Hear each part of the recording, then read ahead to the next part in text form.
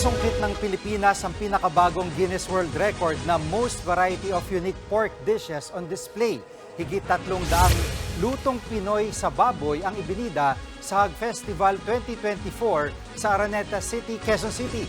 Kabilang sa mga bumidang potahe ay ang roasted lechon belly na belly good sa lutong. May sinigang na baboy with bayabas din na nasa shot glass. Isa pang kakaiba ay ang pork cooked in Pinoy chocolate na isang twist sa Pinoy adobo.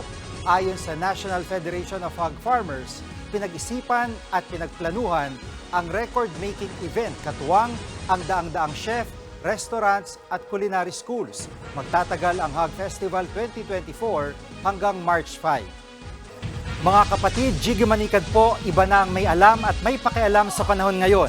Para sa konkreto, kumpleto at komprehensibong balitaan sa Frontline, mag-follow at mag-subscribe sa social media pages ng News 5.